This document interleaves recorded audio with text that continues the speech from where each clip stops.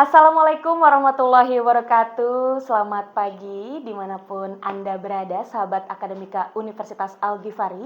Kali ini Universitas Al-Ghifari kedatangan tamu yang luar biasa. Tentunya di sini telah hadir juga ada Bapak Dudi Priyadi selaku Kepala Dinas Lingkungan Hidup Kota Bandung dan juga Ibu Siti Hodijah ya.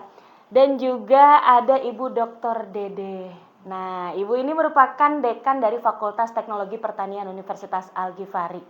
Tentunya penasaran kita mau berbincang apa aja nih kalau sudah ada Dinas Lingkungan Hidup Kota Bandung. Kita sapa terlebih dahulu. Bapak apa kabar hari ini? Alhamdulillah, baik. Alhamdulillah. Ibu bagaimana kabarnya?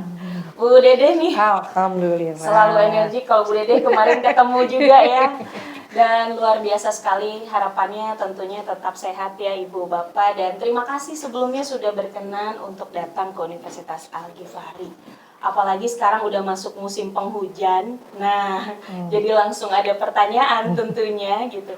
Musim penghujan di Kota Bandung kan lumayan ya Pak ya. Sekarang sudah masuk musim penghujan.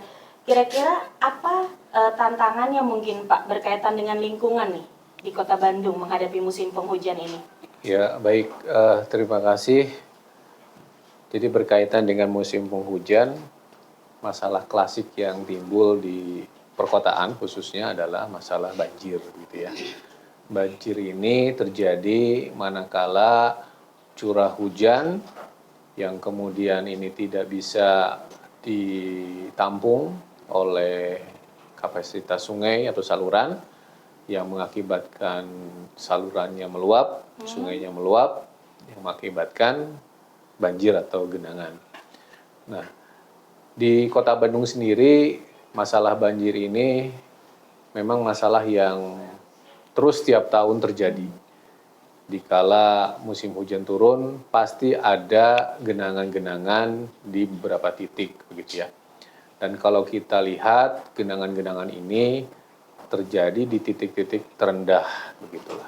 Nah, oleh karenanya, upaya dari pemerintah Kota Bandung yang pertama adalah kita meningkatkan kolam-kolam retensi yang bertujuan agar air yang turun dari langit ini bisa terserap ataupun bisa parkir dulu dan tidak langsung masuk ke sungai. Karena memang sungai-sungai kita ini bisa dibilang sudah banyak sedimennya sehingga terjadi pendangkalan. Nah, selain itu juga kita meningkatkan beberapa program seperti biopori, drumpori, yang mana air yang dari air hujan ini bisa langsung meresap ke air ke dalam tanah dan tidak menjadikan runoff. Nah, di sisi lain kami dari Dinas Lingkungan Hidup juga meningkatkan penanaman pohon. Karena dengan banyaknya pohon, maka akan lebih banyak lagi penyerapan buat air, begitulah ya, sehingga tadi air runoff-nya menjadi berkurang.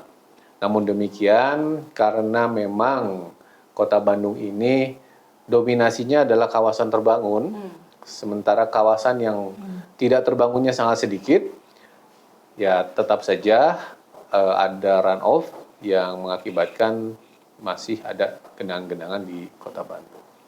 Pasti ya Pak ya, berbicara banjir di Kota Bandung tuh, waduh, saya orang Bandung Timur sebetulnya masuk ke Cibiru, jadi kalau pas hujan udah deg-degan lewat Gede Bage gitu. Ini pengalaman yang sama buat warga yang tinggal di Bandung Timur ya Bu ya. Apalagi saya Bala Endah. Nah, Bale Endah betul, apalagi Bu Dede melewati, Bale Endah. aduh luar biasa sekali ya. Tapi setidaknya sudah ada upaya itu ya Pak ya, hanya Ya. perlu juga kolaborasi dan kesadaran bersama ya Pak ya Betul. untuk mewujudkan kita mengatasi tadi banjir karena memang udah masuk penghujan. Nah, selanjutnya berkaitan tadi penanaman pohon, kalau tidak saya salah ingat nih Bu ya. Dari Fakultas Teknologi Pertanian juga sempat berkolaborasi atau beberapa ada program gerakan menanam pohon bersama, Oh, iya, kemudian pelestarian. Nah, betul. bisa dijelaskan juga tidak Bu? Ya, waktu itu kita dengan Dinas Kehutanan dan dengan waktu itu dengan adanya forum koordinasi DAS Citarum, FKP DAS. Nah, itu kita melakukan memang penanaman pohon. Jadi karena itu tadi kita berharap yang run off ini makin sedikit gitu ya Pak ya. Karena dengan banyaknya run off itu kan pas musim kemarau kering gitu ya, karena cadangan air di bawah tanah kurang. Jadi larinya malahan ke permukaan. Jadi banjir juga ya Pak ya, karena terlalu banyak. Jadi memang kita pernah dari dari Fakultas Teknologi Pertanian kita melakukan penanaman pohon. Oke. Nah, ternyata sudah ada beberapa programnya yang ini perlu penguatan bersama, tidak hanya dari Dinas Lingkungan Hidup Kota Bandung tentunya, tapi dari kesadaran semua kita khususnya gitu. Dan selanjutnya, hari ini sebetulnya memang ada agenda ya Bu ya, dari Dinas Lingkungan Hidup Kota Bandung sendiri untuk membuka workshop tentang Proklim. Nah ya, Proklim. Apa sih sebetulnya Proklim itu? Ya, program komunitas iklim ya. Sekarang jadi komunitas iklim ya Pak ya. Sebelumnya program kampung iklim ya. Nah, mungkin lebih jelasnya nanti akan dijelaskan oleh Pak Dudi dan juga Bu Siti, bisa menambahkan ya Pak ya. Apa Proklim itu Pak? Ya, jadi Proklim ini adalah upaya dalam adaptasi dan mitigasi perubahan iklim gitu ya. Seperti kita ketahui bahwa di skala internasional sekarang terjadi perubahan iklim akibat dari peningkatan emisi gas buang gitu ya. Emisi gas buang yang dihasilkan dari pembakaran, dari polusi, ini mengakibatkan kenaikan suhu di dunia. Nah, suhu ini meningkat, akhirnya terjadi perubahan terhadap iklim yang biasanya. Salah satu contoh adalah biasanya kan kita kalau musim hujan tuh sudah ada bulan-bulan tertentu gitu ya. Betul. Kan kata orang katanya kalau misalnya ada belakangnya berber pasti hujan gitu ya. Betul. Tapi ternyata kan kemarin di bulan September belum turun hujan. Berarti kan ada perubahan-perubahan terhadap iklim yang biasanya teratur menjadi tidak teratur. Nah, ini akan mengakibatkan dampak terhadap lingkungan tentu saja. Salah satu yang terdampak misalkan di sektor pertanian Ibu ya.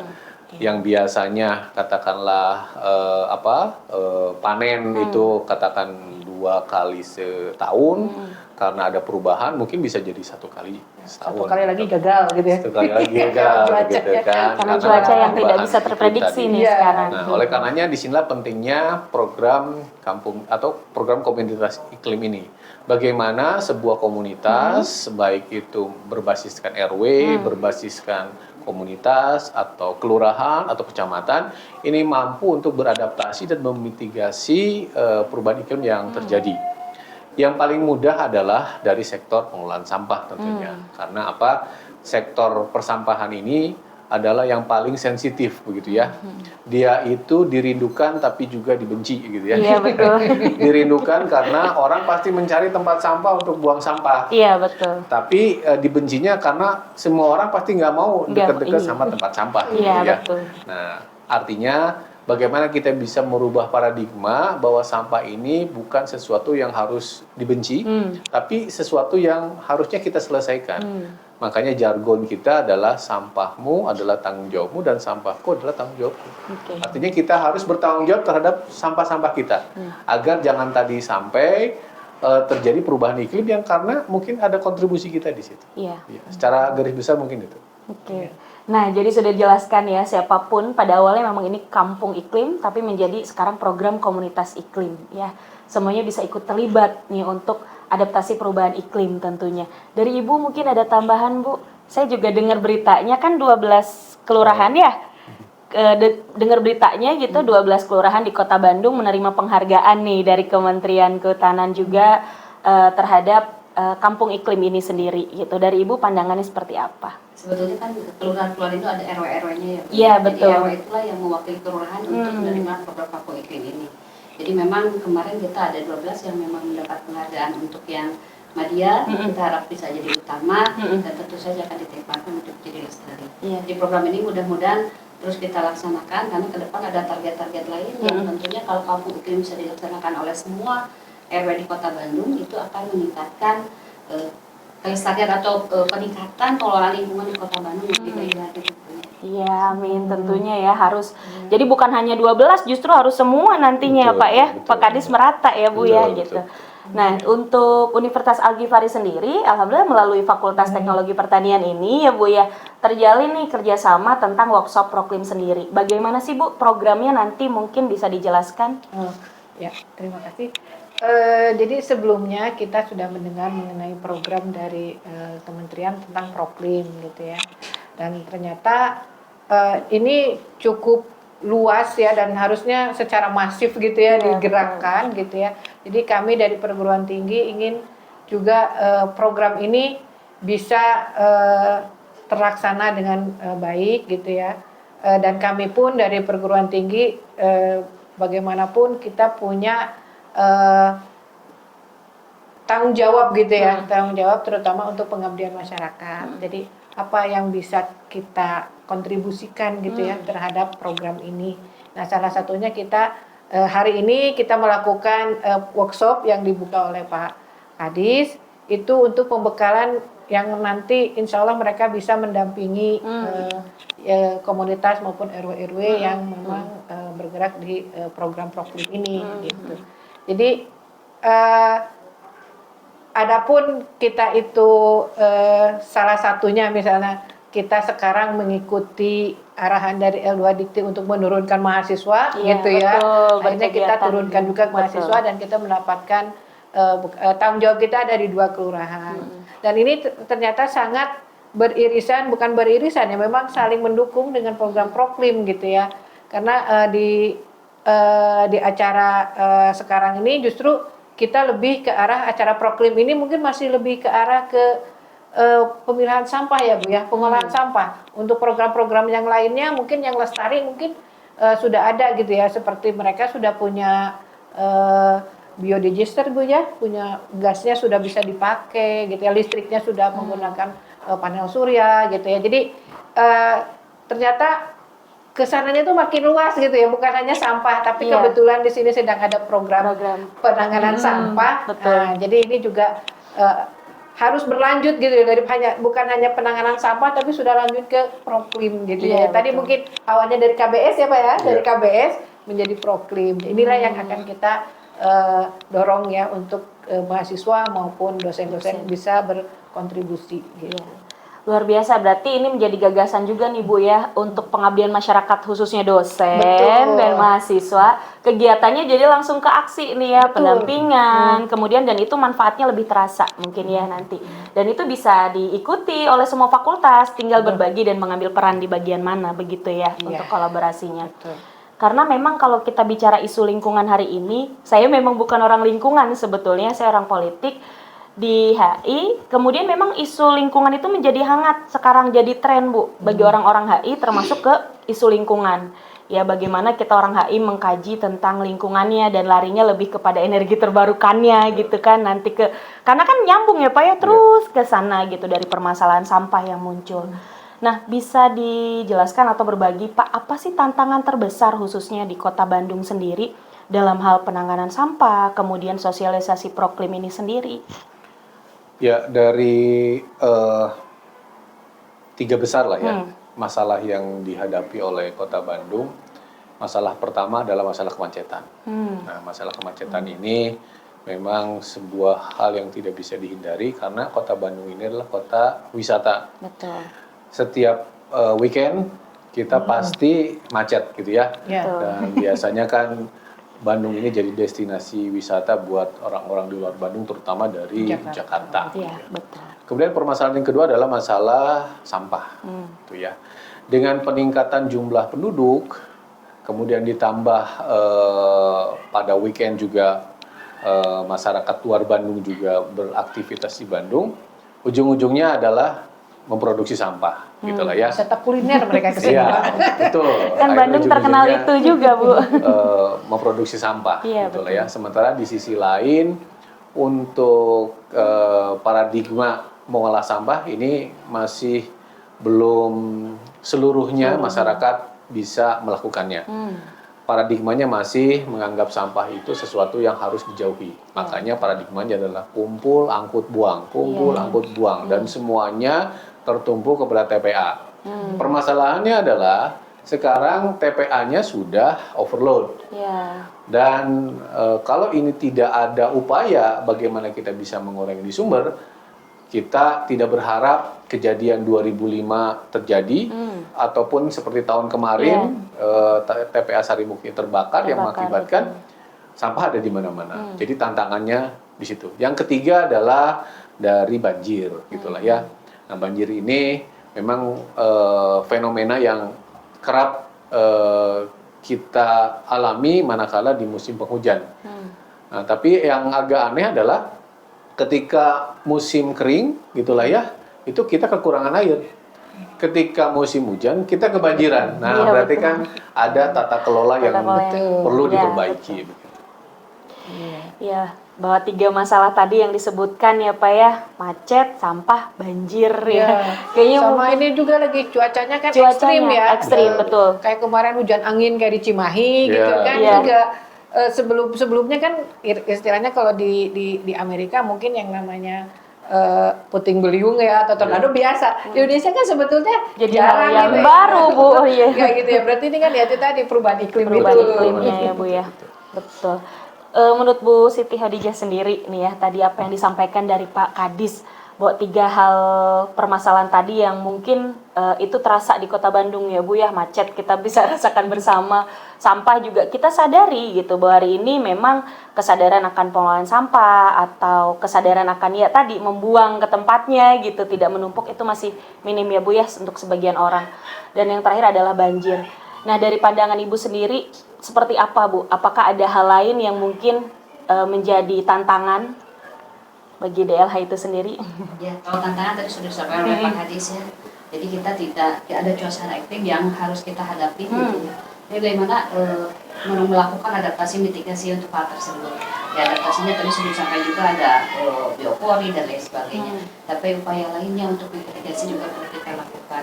Program-program penghijauan atau program-program pengolahan sampah, pembersihan saluran itu harus terus dilakukan pada musim kemarau. Sehingga pada saat musim hujan itu semua lancar, gitu, Iya, tidak terjadi betul. penyumbatan Iya. lokasi-lokasi tertentu. Artinya memang kita ada upaya adaptasi pada musim kering, adaptasi pada musim hujan. Itu apa yang harus dilakukan? Sehingga aturan-aturan itu harus kita coba terapkan ke masyarakat sehingga mereka biasa untuk melakukan ketika apa sih yang harus dilakukan pada musim hujan, apa yang harus dilakukan di musim kering itu. Iya, Mungkin betul. salah satu yang mendekati dengan program ini ya, beradaptasi terhadap semua kondisi sehingga semua disesuaikan dengan sikap dan perilaku kita. Itu mungkin tantangannya adalah menyadarkan masyarakat untuk bisa. Balik lagi kesadaran tuh kadang memang yang lebih sulitnya itu ya Bu ya. Betul. Programnya sudah bagus gitu kan, yang dicanangkan sudah oke, tapi kalau tingkat kesadaran atau partisipasi dari masyarakatnya kurang gitu kan, nah itu kan berat juga, akhirnya butuh kesadaran. Dari Fakultas Teknologi Pertanian sendiri ini ya Bu ya, Universitas Al-Ghifari khususnya, tantangan terbesar apa Bu untuk membantu ikut serta juga mensosialisasikan program yang ada, karena kita berada di Kota Bandung ya Bu ya, kampus kita Universitas Al-Ghifari berada di Kota Bandung. Mungkin tantangan dari dunia akademisnya seperti apa gitu Bu? Kalau untuk dunia akademisi sebetulnya kita kan hampir setiap prodi sudah ada tentang lingkungannya ya. Tapi ternyata yang lebih berperan itu terutama untuk mahasiswa itu lingkungan rumah gitu. Lingkungan rumahnya atau lingkungan sekitarnya. Jadi secara keilmuan mereka tahu gitu ya. Tetapi habitnya belum terbentuk gitu ya, karena mungkin dari kecil lihat orang buang sampah sembarangan kayak gitu, akhirnya tidak terbentuk untuk menjadi perilaku gitu ya dalam hal mengelola sampah. Nah mungkin ini juga kita harus dari kemarin juga dari L2 Dikti juga sudah mengingatkan gitu ya. Ini kita turun ke lapangan gitu ya, tapi jangan lupa perguruan tingginya juga harus diurus gitu ya, kan. Jangan sampai kayak seperti sekarang misalnya Al-Ghifari ada 2.000 lebih mahasiswa betul. kan sudah kebayang itu sampahnya gitu ya. Nah, itu juga harus diurus Ya, gitu, betul, jangan ngurusin betul. yang lain. Jadi tantangannya minimal kita sebagai perguruan tinggi juga sudah bisa menjadi contoh gitu ya buat masyarakat bagaimana mengelola sampah gitu. Mungkin itu sebetulnya tantangannya Ya, Bu, ya, karena di betul. sini juga walaupun suasananya perguruan tinggi tapi belum tentu juga gitu ya Iya. dalam mengelola sampah. Dalam pengelola sampah, Bisa betul. ini ya. Terus seperti kayak kemarin ada data yang agak lucu gitu ya. Bukan lucu ya. Saya berprediksi dari misalnya dari kelurahan ini data sampah yang masuk TPS gitu ya Pak ya. Nah, terus kita lihat nanti untuk sebagai RW yang akan kita menjadi lokus itu ngelihat yang memang sampahnya berlebih dibandingkan dengan data yang dari DLH. Tapi ternyata dari Pak Lurah, oh jangan RW itu, padahal saya lihat itu overload gitu ya. Bukan data ini loh Pak, ini kan kecil sekali gitu, DLH besarnya 20, dia hanya 4 gitu ya. Ini dari mana 16? Ternyata yang 16 itu bukannya dipilah, tapi dibuang sembarangan. Untuk kita survei ke Iya, lapangan harus ya. survei. Iya, kirain wah ini udah bagus Udah nih bagus, pemilahannya betul, gitu kan. betul. Ternyata itu dibuang sembarangan. Jadi tidak masuk ke TPS, TPS itu, iya, gitu ya. betul. Jadi memang selain data kita memang harus survei ke lapangan. Ini juga menjadi tantangan juga buat perguruan tinggi ya. Jadi bukan hanya sekedar memilah gitu, Iya. tetapi juga harus menyadarkan buang pada tempat sampah juga. Jadi dari bawah lagi gitu kita harus Iya, sosialisasinya gitu. Mungkin itu dah tantangan-tantangan kita dari perguruan tinggi. Iya Ibu ya, tapi itu bisa terjawab nanti kalau programnya dikolaborasikan nih. Betul. Dalam hal pengabdian masyarakat, dosen gitu misalkan mendampingi satu kelurahan Betul. atau mendampingi satu RW gitu kan, sehingga ada hal pemberian edukasi terhadap pemilahan tadi ya Bu ya, meminimalisir hal-hal tadi terjadi gitu, langsung buang tanpa dipilah gitu. Sementara Kota Bandung sudah punya programnya Bu ya, Kang Pisman. Nah, terakhir Pak ya, karena mungkin di sela-sela kesibukan Bapak dan Ibu juga, apalagi Bu Dekan ini meninggalkan acara ini, sedang mendampingi acara. Terakhir, harapan untuk Kota Bandung terutama dalam permasalahan lingkungan apa Pak? Ya, harapannya adalah bahwa kita berharap beberapa RW-RW yang sudah menjadi KBS, kawasan bebas sampah, ataupun RW-RW yang sudah proklim, ini bisa menularkan ilmunya ke RW-RW yang lain, begitulah ya. Kita nggak usah jauh-jauh studi banding keluar Kota Bandung, ke luar negeri. Padahal di dalam Kota Bandung sendiri ada RW-RW yang sudah melakukan pengolahan sampahnya dengan baik. Kita berharap di suatu saat bahwa seluruh RW-RW di Kota Bandung ini bisa mengolah sampah sehingga mewujudkan kota yang zero waste. Nah, itu yang harapan yang kita inginkan. Oke, luar biasa sekali. Dari Ibu, silahkan Bu menyampaikan harapannya nih, khususnya berkaitan tentang isu lingkungan sendiri di Kota Bandung, bagaimana Bu? Ya, tadi sudah disampaikan, ya saya juga sama ingin RW itu bisa lebih peduli terhadap lingkungan, melakukan adaptasi mitigasi sehingga kerentanan yang ada di RW itu tidak menjadi permasalahan besar nanti di pemerintahan. Karena kan kadang-kadang air banjir, yang salahkan pemerintah. Padahal belum juga Iya, seperti betul. itu, tapi kalau kerentanan diselesaikan di RW dan program bisa dimasukkan ke RW tersebut sehingga mereka mampu menyelesaikan semua permasalahan kerentanan sendiri gitu ya, dalam skala itu. Iya, apalagi kalau sampah numpuk disalahin, saya itu sudah bayar, jadi kenapa nggak diangkut? Nah itu permasalahan di komplek, wah itu rame Bu. Ya kan kalau RW enak gitu kan, selesai. Protesnya ke RT gitu saya terasa. Untuk Ibu sendiri nih Bu Dekan, bagaimana Bu Dekan harapannya? Kalau saya harapannya mahasiswa-mahasiswa ya atau yang bergerak di bidang pendidikan bisa menjadi agen-agen untuk di dalam pengelolaan lingkungan gitu ya. Jadi minimal perguruan tinggi itu harus menjadi contoh ya buat masyarakat gitu ya. Dan mahasiswanya, dosennya atau sivitas akademikanya juga bisa menjadi agen-agen di lingkungan masing-masing. Ya, tentunya harapannya semuanya ingin menjadi Bandung lebih baik khususnya ya Bu ya. Wah luar biasa sekali ya, tidak terasa waktunya sudah habis, ternyata kita berbincang dengan 3 narasumber yang hadir di sini, luar biasa memberikan edukasi dan pemahaman kita tentang bagaimana program lingkungan khususnya penanganan sampah, kemudian program Proklim di Kota Bandung, sinergisnya dengan perguruan tinggi. Di sini juga hadir dari Fakultas Teknologi Pertanian Universitas Al-Ghifari. Sudah dijelaskan tadi, sudah sangat jelas ya, harapannya tentunya adalah untuk Bandung lebih baik lagi harapannya. Dan juga tadi apa yang disampaikan oleh Pak Kadis, Sampahmu adalah tanggung jawabmu, sampahku adalah tanggung jawabku. Sayangilah lingkungan, jaga kebersihan dimanapun Anda berada. Dan selamat menyaksikan di tayangan-tayangan berikutnya. Saya Dia Apriliani, pamit undur diri. Wassalamualaikum warahmatullahi wabarakatuh.